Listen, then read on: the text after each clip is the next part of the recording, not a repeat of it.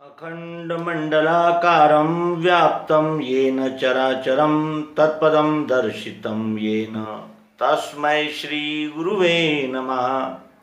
अज्ञानान्धस्य लोकस्य ज्ञानाञ्जनशलाकया चक्षुरुन्मीलितं येन तस्मै श्रीगुरुवे नमः। अध्यात्म विश्व विज्ञान यूट्यूब चैनल पर हम सब श्री मायानंद जी चैतन्य रचित गीतामृत सार का रसपान कर रहे हैं। गत अंक में हमने अध्याय 5 संन्यास योग का अवलोकन किया, जिसमें भगवान श्री कृष्ण जी कहने लगे कि जे ज्ञानी जित चित्त है द्वैत रहित निष्पाप सदा भूत हित में रहे ब्रह्म रूप वे आप। इसी सुख प्राप्ति को तू धार, यज्ञ दान तप सब कर्मों का मैं ही हूँ आधार। अब आत्म संयम योग नाम के 6वें अध्याय में वे कहते हैं, कर्म निज करे न फल चाहे उसे समझना सन्यासी और योगी सच्चा है। जिसे निश्चय की इच्छा है चित्त शुद्धि के हेतु उसे निज कर्म ही साधन है। वस्तु निश्चय जब होता है ऐसे योगारूढ़ पुरुष में शम रह जाता है। उसे फिर सब मेरे में है, मैं ही सब में पूर्ण भरा हूँ यही दिखता है। कर्मी तापस ज्ञानी से योगी ही है श्रेष्ठ, तथापि न सब में मुझे अनन्य भक्त ही इष्ट। वही तू बन के देख बाहर, सुख दुख का संकल्प मिले नहीं ढूंढे कहीं उधार। हो संतो गीतामृत सार, अर्थ प्रेम से पिए उसे नहीं जन्म मरण संसार। कर्म निज करे न फल चाहे, कर्म निज करे। अब हमारे निज कर्म कौन से हैं? सभी कर्म तो हम करते हैं, लेकिन हमारे निज कर्म क्या है?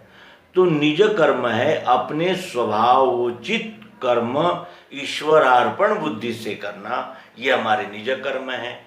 कर्म कैसे होते हैं और कौन कराता है कर्म?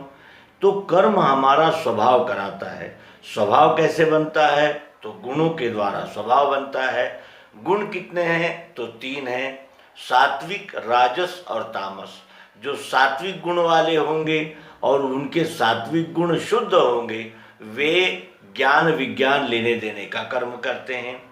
जो रजोगुणी होंगे और शुद्ध रजोगुणी होंगे वो न्याय रक्षा का कर्म करते हैं।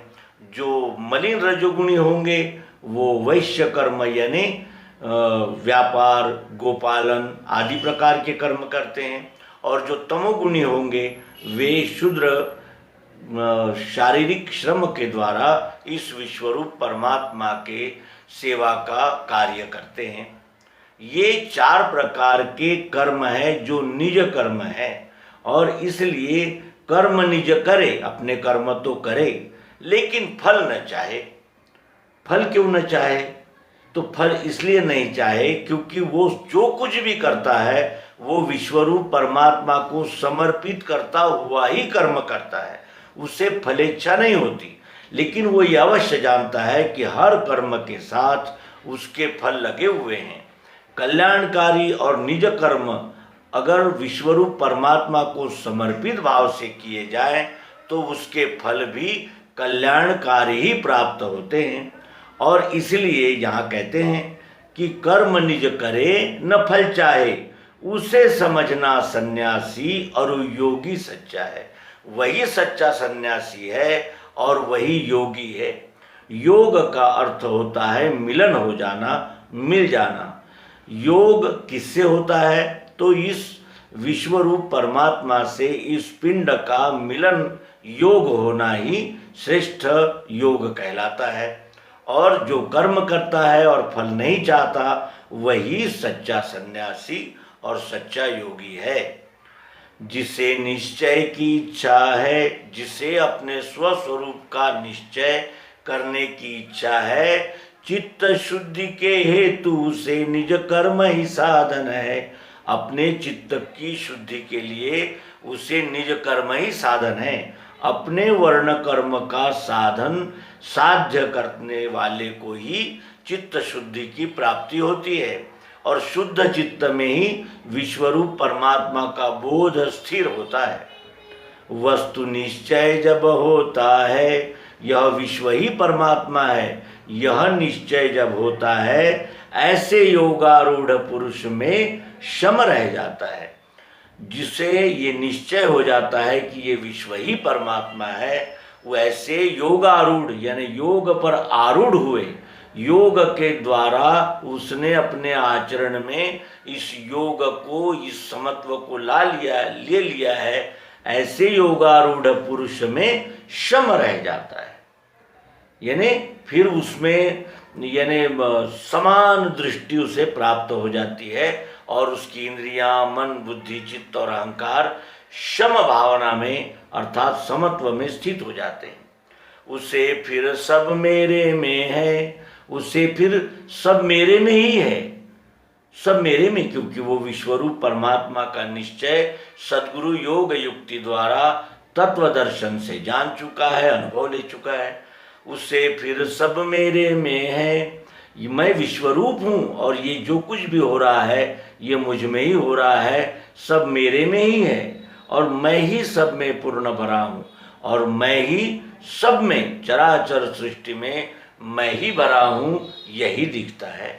यानी उसका अनन्यता पूर्वक इस विश्व के साथ योग हो गया है। उसे फिर सब मेरे में है और मैं ही सब में पूर्ण भरा हूँ, ऐसा अनन्यता का बोध हो जाता है और वो उसको प्रत्यक्ष व्यवहार करते हुए दिखता है।